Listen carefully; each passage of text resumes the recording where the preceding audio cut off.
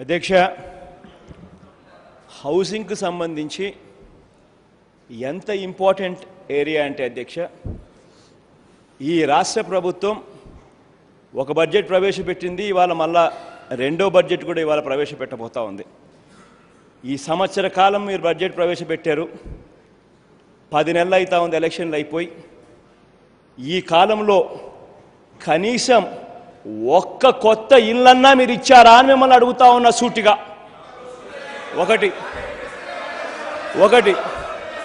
అధ్యక్ష, రెండవది అధ్యక్ష, కొత్తది ఒక ఇల్లు ఇవ్వకపోగా చివరకు ఇంతకు ముందు శాంక్షన్ అయిన ఇళ్ళను కూడా క్యాన్సిల్ చేశారు. రెండవది ఏంటంటే అధ్యక్ష, వర్క్స్ గ్రౌండ్ అయి పనులు స్టార్ట్ అయి బేస్మెంటు స్లాబులకు వచ్చిన పరిస్థితిలో ఉన్న వాటికి కూడా కనీసం payments pertaining to the housing shall be stopped అని చెప్పి ఏకంగా జీవోను ఇష్యూ చేశారు. ఇదిగో అధ్యక్ష మీరు ఇచ్చిన మెమో. నేను అడిగేదల్లా ఒకటే అధ్యక్ష, ఎంతసేపు ఉన్నా మీరు ఏం చేశారు ఈ సంవత్సర కాలంలో? ఒక కొత్త ఇల్లైనా మీరు అది మంజూరు చేశారని అడుగుతూ ఉంటే అది చెయ్యకపోగా 10 సంవత్సరాలు రాజశేఖర రెడ్డి గారు పిల్ల కాంగ్రెస్సు ఇటువంటి అబాండాలు వేస్తూ ఉన్నారు. నేను ఒకటే అడుగుతా ఉన్నా అధ్యక్ష, పిల్ల కాంగ్రెస్సు అంటారు. మరి కిరణ్ సర్కార్కు అవిశ్వాస తీర్మానంలో కిరణ్ సర్కార్ను పడేసే అవకాశం ఉన్నప్పుడు మీరు కాదా తెలుగు కాంగ్రెస్ మాదిరి మీరు సపోర్ట్ చేసింది అని అడుగుతా ఉన్నా. అవును అధ్యక్ష, ఆ రోజు ఇదే అసెంబ్లీలో 294 శాసనసభ్యులున్న ఇదే అసెంబ్లీలో 32,000 కోట్ల రూపాయలు కిరణ్ సర్కార్ కరెంటు బాధితే ఇదే చంద్రబాబు నాయుడు గారు విప్పు జారీ చేసి మరీ కిరణ్ సర్కార్ పడిపోకుండా కాపాడాడు. ఆ రోజు అవిశ్వాస తీర్మానంలో కిరణ్ సర్కార్కు వచ్చింది 146, అంటే 148 రావాల్సింది 146 వచ్చాయనంటే రెండు షాట్ అయినా కూడా కిరణ్ సర్కార్ నిలబడింది అనంటే దానికి కారణం ఈ తెలుగు కాంగ్రెస్ సపోర్ట్ చేసింది కాబట్టి నిలబడింది. ఇదొకటే కదా అధ్యక్ష, ఆ దివంగత నేత ప్రీతమ నాయకుడు రాజశేఖర రెడ్డి గారి గురించి ఆ పాలన గురించి మాట్లాడారు. ఆ పాలనలో ఆ దివంగత నేత 5 సంవత్సరాలలో 48 లక్షల ఇళ్ళు కట్టి చూపించాడు.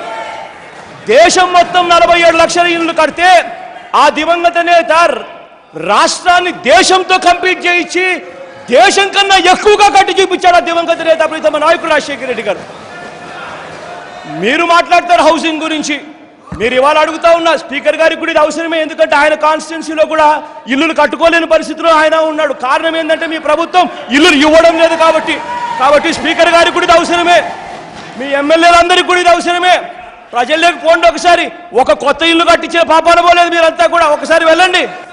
అధ్యక్ష, మీరు ఒక్క ఇల్లు ఇవ్వలేదు. ఒక్క ఇల్లు ఇవ్వకపోగా కట్టిన వాళ్ళకు ఇంతవరకు బిల్లులు కూడా రాలేదు.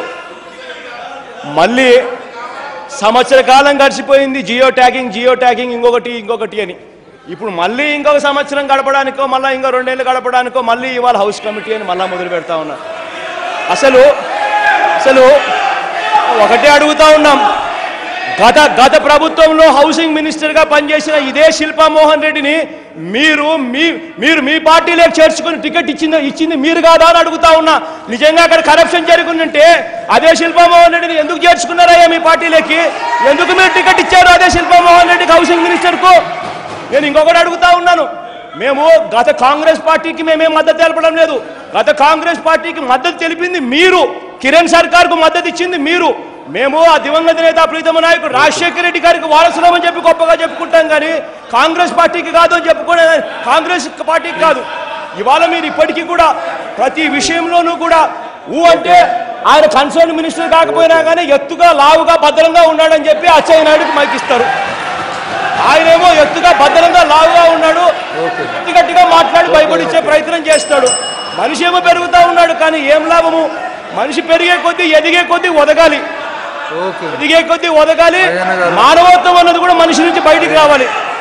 అధ్యక్ష, ఇటువంటి వ్యక్తులకు ఇంత దారుణమైన మాటలు మాట్లాడే ముందు ఫస్ట్ మానవత్వం తెలుసుకోండి, ఆ తర్వాత చేయాల్సిన పనులు తెలుసుకోండి. We are staging a protest, we are staging a walkout for this question. అధ్యక్ష.